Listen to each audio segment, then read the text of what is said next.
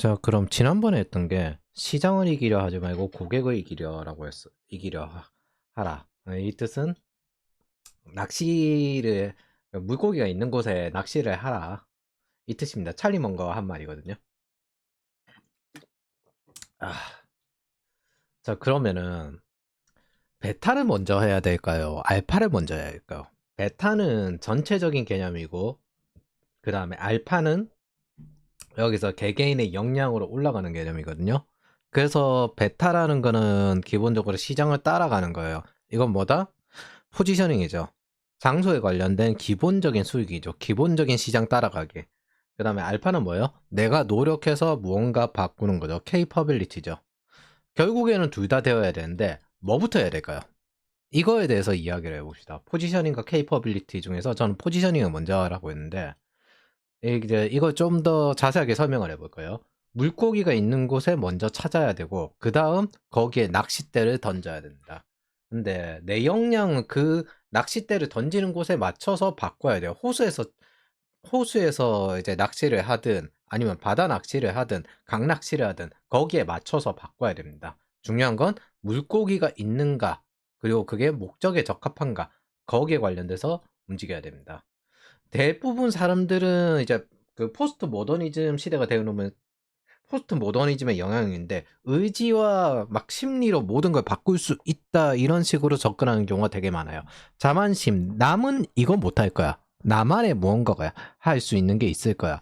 대체 불가가 있을 거야. 자신감, 나는 뭐든 할 수 있을 거야. 그래서 시장을 이길 수 있다. 이런 잘못된 스스로에게 자극을 주는 정서를 선택하는 경우가 많습니다. 이거 굉장히 위험한 생각입니다. 자만심도 자신감도 둘 다 위험하다고 저는 보거든요. 예. 그럼 베타는 뭐다? 일단 내가 뭘 할지 모르잖아요. 그럼 예를 들어 여러분이 처음 주식 투자를 해요. 베타가 뭐지? 일단 모르겠고 S&P 500을 한번 사서 따라가 볼까? 저게 시장 전체 평균이니까 이거랑 같아요. 근데 자기가 보기에도 너무 고점일 때가 있고 너무 저점일 때가 있겠죠. 그러면 중간에 끄어가지고 중간 이하부터는 한번 사보자. 이런 식으로 따라가는 게 베타입니다. 제가 이제 요새 말하는 건 해외로 나가야 한다. 이게 기본적인 베타죠. 왜? 내수가 지금 줄어들고 있다. VC가 그래서 글로벌 진출할 기업 아니면은 투자를 안 해요.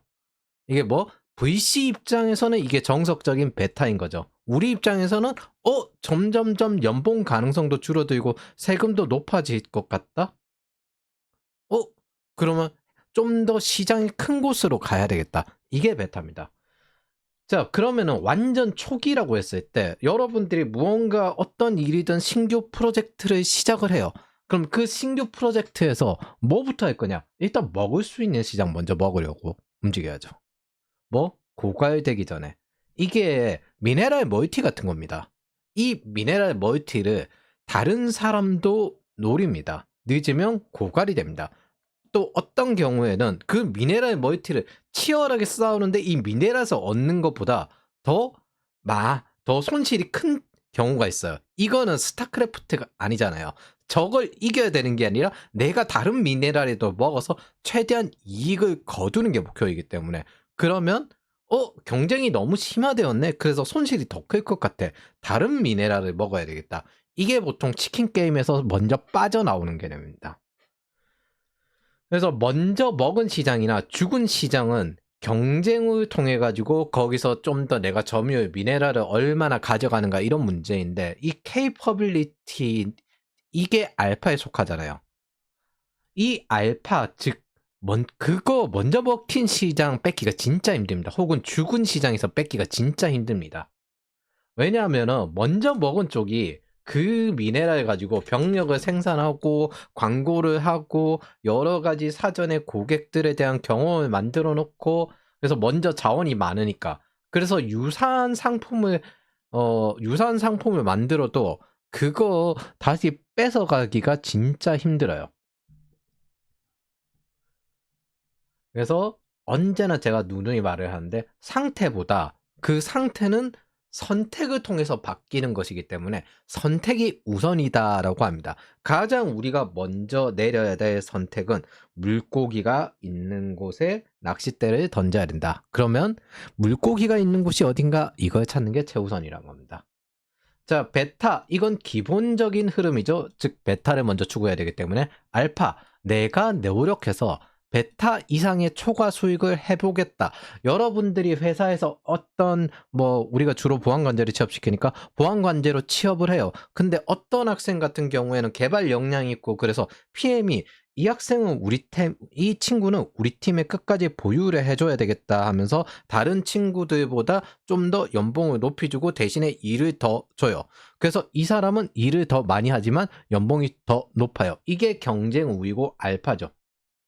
그러나 그 회사 그 연차의 평균 연봉은 베타가 되는 겁니다. 이게 베타와 알파지만은 이 알파를 줄 수 있는 것도 베타 기저율의 최대치에서 한계가 있겠죠. 그 최대치를 보는 게 위쪽 사람들의 연봉은 어느 정도 되겠구나. 예를 들어 직원인데 임원 이상 연봉이 되기가 어렵잖아요.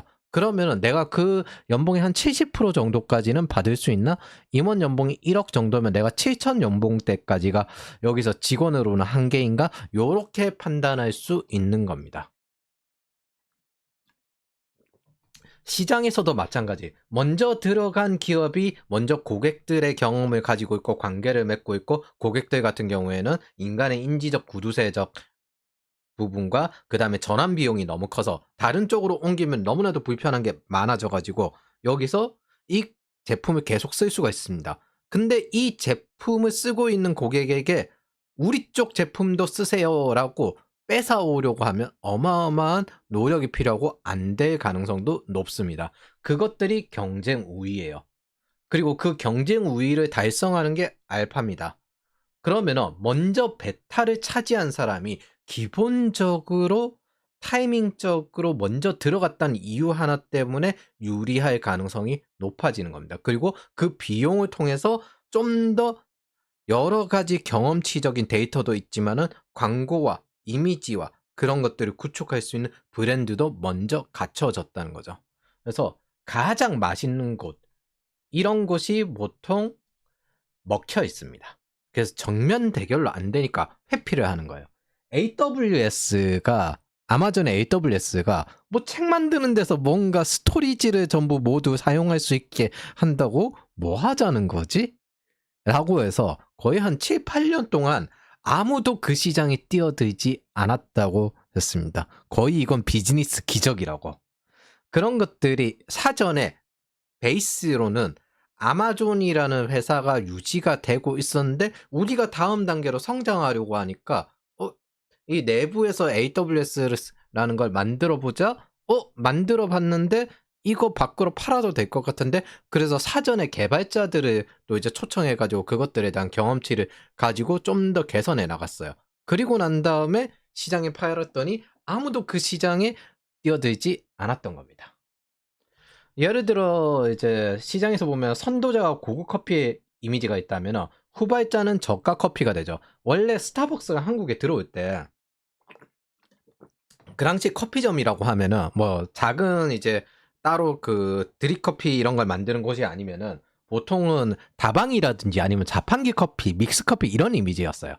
근데 스타벅스가 들어와서 지금 고급 이미지랑 좀 거리가 있겠지만 그 당시에는 고급 이미지였습니다. 후발자로는 이제 스타벅스가 이렇게 시장을 개선해 버리니까 후발자로는 저가 커피를 나오는 거예요. 그리고 선도자가 커피면 후발자는 커피 플러스 케이크 아니면은 케이크 중심으로 해서 커피를 사이드로 붙이는 그런 식으로 바꿀 수도 있는 거고 각각의 브랜드 선호를 통해서 이 알파를 뺏어가는 겁니다.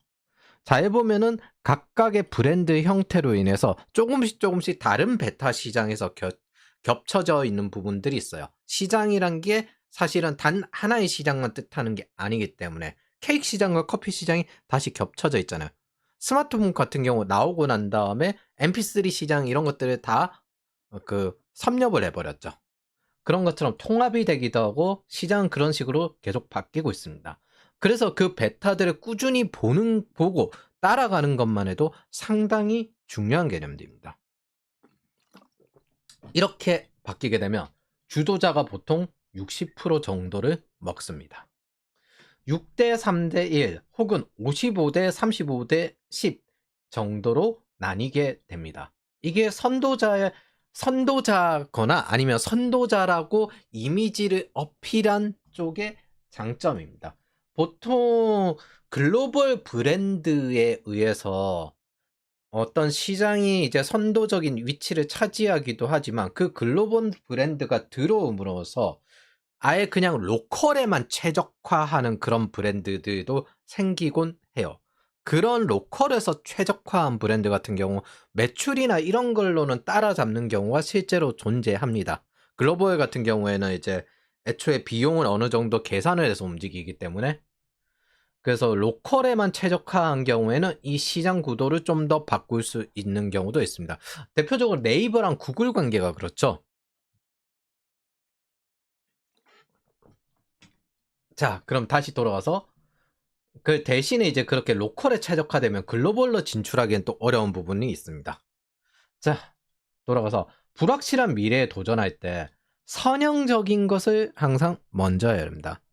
이거 선형적인 걸 먼저 한다는 뜻은 뭐냐? 실패 비용 없이 100%가 되는 것들이 있습니다. 이건 역량에 관련된 내용인데 베타를 추구하고 난 다음에 이제 선택이 끝났잖아요. 그럼 그 다음에 실행을 뭘 해야 되냐? 선형적인 걸 먼저 해야 된다. 뭐?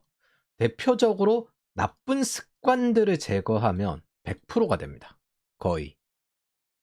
이런 것들은 내가 나쁜 습관만 하지 않으면 100%가 돼요. 단지 뭐 정신적인 스트레스에 관련된 부분이 있을지 몰라도 나를 바꿔야 되니까 자기 자신의 나빴던 거 부분을 버려야 되니까 정신적인 스트레스 부분은 있을 수가 있겠죠. 근데 하기만 하면은 100% 긍정적인 이익이 나옵니다. 그걸 배제한 대신에 좋은 습관을 추가하면 100% 효과를 봅니다. 여기서 나머지 사람별로 정도에 따라 다르지만 무조건 100% 효과를 봅니다. 이런 것들이 예측이 가능한 선형적인 거예요. 성장은 이런 베이스라인을 올려가는 선형적인 걸 하는 겁니다. 즉 기저율이라고 부르기도 합니다. 기본적인 선형 수준이 있는데 그것들이 베타의 역할을 하게 됩니다. 사실은 정확히는 베타를 따라가는 역할을 하게 됩니다. 자, 선형적인 건 하면 100% 이익이에요. 나쁜 습관을 제거하고 좋은 습관을 누적하고. 근데 실수는 예측이 안 돼요. 이거 비선형으로 예측이 불가능합니다. 성공도 사실 예측이 불가능합니다. 코로나 때 갑자기 팍 올라갔다가 경기 침체는 예측이 되는구나. 코로나 때 갑자기 팍 오른 거 그거 아무도 예측을 못 했거든요. 그런 것처럼 예측이 불가능합니다. 그래서 이런 나쁜 습관을 제거하고 좋은 습관을 누적하는 기저율을 올리는 성장 작업은 기초이면서 기본기이면서 토대이면서 프로세스 이것들은 모두 안정적인 성장을 위해서 채용되는 것들이에요. 재현성이 있습니다. 그렇게 성장을 합니다.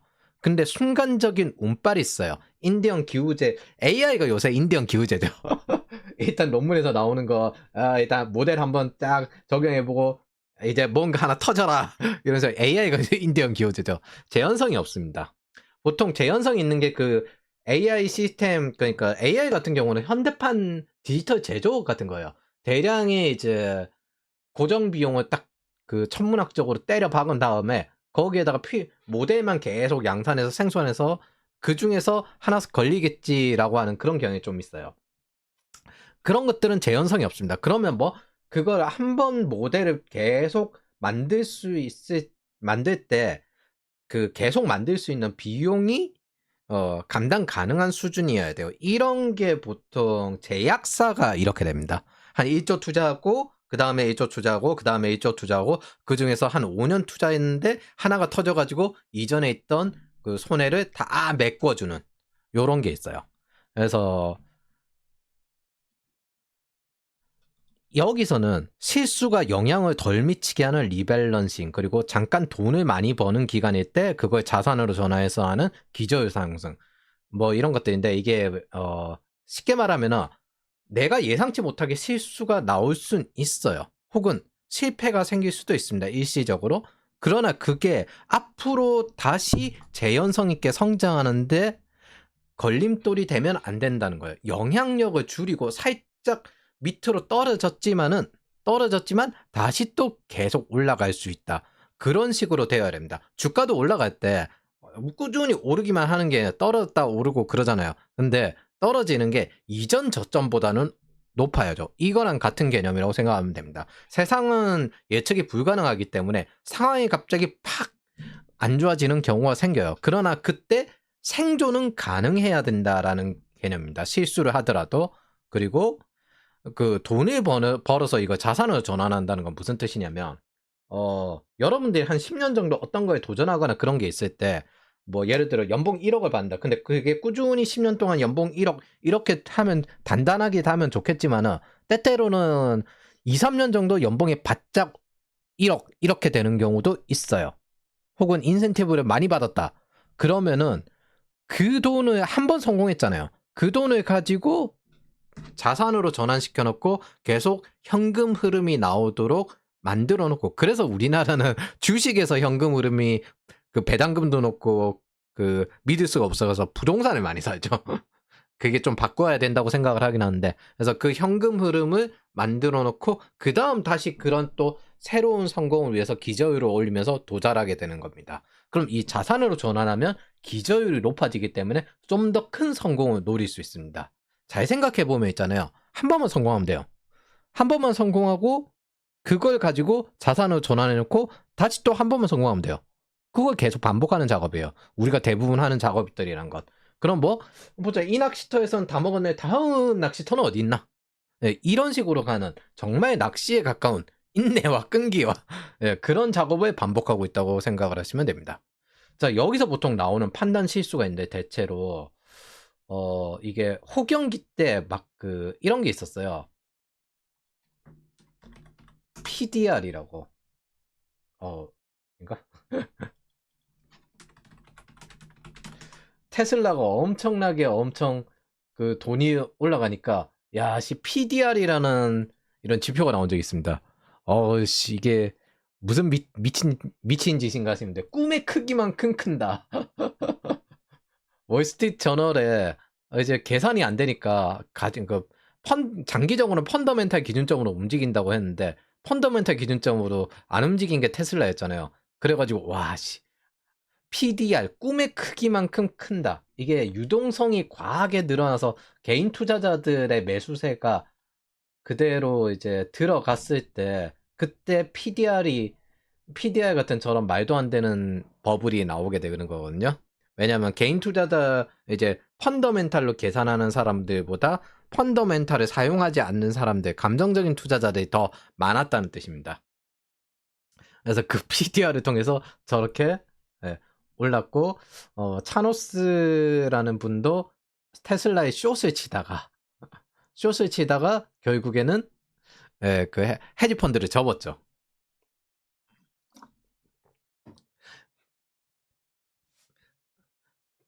그래서 저런 베타를 무시하고 알파를 기준점으로 판단하는 그런 사태가 생깁니다. 이게 기저효 무시예요. 두 가지의 기저효 무시가 있었는데 방금 설명한 것 중에서 일단 그 테슬라가 과하게 올라갔다. 그러면 시장이 베타 상태가 이런 상태구나. 그렇게 측정을 했었어야 되는데 이제 앞으로는 PDR의 규칙이라는 말도 안 되는 소리를 짓거렸습니다. 그건 순간적인 거거든요. 아무리 그래도 단기적으로는 인기고 장기적으로는 저울이라고 했어요. 예, 벤자민 그레이엄이 아마 이 말을 했을 거예요. 두 번째, 차노스 같은 경우도 시장이 지금 이 상태일 뿐 이게 언제 떨어질지 모른단 말이에요. 그럼 자기가 꼬였으면 손절을 쳤어야 되는데 끝까지 붙잡았어요. 그건 뭐 사실은 그게 무슨 문제냐면 실패가 영향이 엄청나게 미치게끔 세팅을 해놨단 겁니다. 이거는 순수하게 나쁜 습관인 거지 예상이 안 되는 게 아니었습니다. 즉 여기서 잘 생각을 해보면은 상황이 이렇다. 상태가 이렇는데 여기서 눈이 뒤집힌 거예요. 차노스는 숏이 터지고 숏이 나오면 나는 대박 돈을 벌겠지. 그다음에 PDR 앞으로는 저렇게 더 오르겠지. 눈이 뒤집힌 거죠. 둘 다. 이거 사실 나쁜 습관이지 실수가 아닙니다. 그럼 원래 하면 안 되는 짓이었거든요. 아, 시장이 이렇구나. 그럼 시장을 따라갔다가 이제 그게 점점 올라가면 어느 정도 수익을 실현하면서 비중을 맞췄어야 돼. 그런 행동이었습니다. 자, 그래서 이런 것들은 수학적으로 부분 최적화를 하다 보니까 전체가 망가지는 과적합이나 보통 미적합에 속하게 됩니다. 대표적으로 요즘 이제 스타트업 시장이 이런 거 있죠. 투자를 받기 위해서 성장을 최적화로 했더니만 안정이 안 되어서 복잡해지거나 아니면 그대로 부도가 나는, 즉 전체가 망가지는, 이게 부분 최적화의 실수거든요. 부분 최적화의 실수가 그래서 전체가 일부 망가지면 모르겠는데 전체가 통째로 망가지면은 뭐 제가 대체로 그 테크 시장에서 노란색이 보니까 그 상품을 좋아합니다. 노란색들이 옐로라든지 옐로라든지 초콜릿이라든지 예, 요런 게 살짝 좀 비즈니스 모델이 위험하더라고요. 부분 최적화에 아주 그 전체가 망가지는 오류가 가끔씩 생기더라고요. 농담입니다. 노란색 좋아합니다. 노란색. 저도 잘 쓰고 있습니다. 잘 됐으면 좋겠습니다. 예. 그래서 이런 경우에 재현성이 없는데 욕망에 눈이 뒤집히거나 지금 상태의 이 시간이 뿐이거든요. 그게 길어지든 짧아지든 아니면 공포에 더 이상 머리가 돌아가지 않을 때 나오게 됩니다. 기본적인 것들이 있는데 그 기본적인 것들을 무시한 거예요. 지금 뭐 단기적인 내 성과를 위해서 지금 상태가 여기에 이게 맞다. 지금 상태가 그 부분 최적화를 하다 보니까 장기적으로 보면 그 이론이 맞지가 않죠. 그래서 세상사는 기회비용에 대한 우선순위를 언제나 이걸로 결정하게 됩니다. 그 기회비용이 있으려면 우선은 내가 기회비용을 계산을 해가지고 실행을 한다면 그 실행할 기본적인 시드, 자원, 미천이 있어야 될 거 아니에요. 마린을 생산해도 미네랄을 먹어야 마린을 생산할 거잖아요. 그래서 가장 잘못된 선택은 물고기가 있는 곳을 무시하고 없는 곳을 찾는 겁니다. 그래서 먹을 수 있는 물고기 먼저 먹어라. 자, 결론입니다. 먹을 수 있는 거 먼저 먹으세요. 현실에서는 경제적 이익이 난다면 사실 모든 것을 다 하긴 해야 되거든요. 작은 이익이 나든 큰 이익이 나든 그래야 그 자원 가지고 네가 다음 더 큰 성공도 노려볼 거 아니냐. 여러분들도 보통 내가 가진 게 없다. 그러면 대부분 사람들이 벼락부자를 바래요. 근데 내가 지금 현재 할 수 있는 건 먼저 해야 돼. 되돌릴 수 있는 선택만큼 단계별로 해야 합니다. 되돌릴 수 없는 선택이 상당히 위험해요. 그래서 스타트업의 CTO로 이렇게 계신 분들도 그분들은 어디든 갈 수가 있거든요, 사실. 그리고 그 일 말고 다른 일들도 하고 있고 사전에 쌓아둔 자산들도 있어요. 애초에 그냥 일에 미친 분들이기 때문에 일에 미친 분들이기 때문에 좀 더 일을 잘하고 싶다 이런 욕망을 가지신 분들이기 때문에 예, 그런 분들이 또 다음 단계 도전하고 다음 단계 도전하고 반복하는 겁니다. 그래서 뇌과학에도 이런 개념들이 쓰입니다. 먹을 수 있는 건 먼저 먹어라. 운용할 수 있는 자원이 먼저 있어야 돼요. 아침에 일어나서 몸을 깨우고 테스토스테론을 활성화시키죠. 그래서 방 청소를 먼저 하는 건 뇌의 조작 통제감, 에너지. 우리가 무언가 작은 일이든 무엇이든 목표했던 걸 달성을 하며 의식대로 흘러가지 않고 내가 힘을 써서 달성을 하면 거기에 대한 도파민이나 이런 것들이 발생합니다. 그 뇌의 조작 통제감이 발생하는 거거든요. 그럼 그 통제력으로 다음 달성하는 걸 목표로 하고 그것들이 마일스톤이 진행되는 겁니다. 그래서 우리가 그냥 아침에 일어나서 의식적인 흐름으로 그냥 흘려 보내버리면 커튼 안 열고 뭐 침대에서 뒹굴거리다가 핸드폰 보다가 이렇게 흘려버리면은 그게 뇌에 에너지가 없는 상태가 되는 겁니다. 뇌는 기본적으로 조작 통제감으로 받는 거고 그것들이 내 주변의 이 공간을 조작할 수 있고 통제력이 있다. 그래서 우리가 카페 가면은 생각보다 일이 잘 되는 이유가 나는 이 장소에 갇혀 있는 게 아니라 장소를 이동할 수 있어. 스스로에게 통제력이 있어.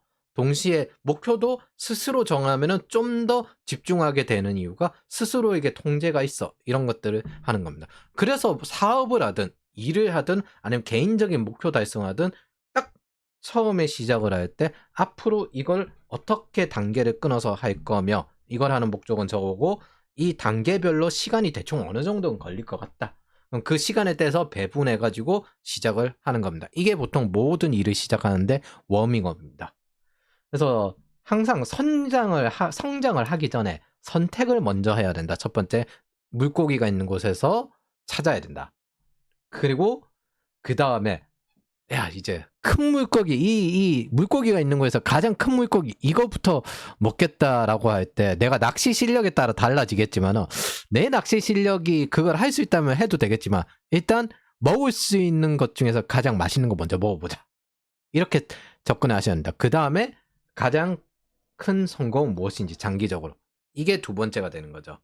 이 두 가지를 온라인 시켜서 베타를 따라가는 것만 해도 여러분들은 생각보다 만만치 않을 겁니다. 베타라는 시장이 여러 가지 겹쳐 있는 것도 아까 보셨듯이 커피와 케이크 시장이 겹쳐 있는 것도 있지만은 커피와 케이크 시장이 겹쳐 있는 것도 있지만은 수평적으로 수직적으로 또 따로 있거든요. 축이 또 2축, 2축 이렇게 또 따로 있고 다른 통합적인 영역까지 같이 생기게 되는 거예요.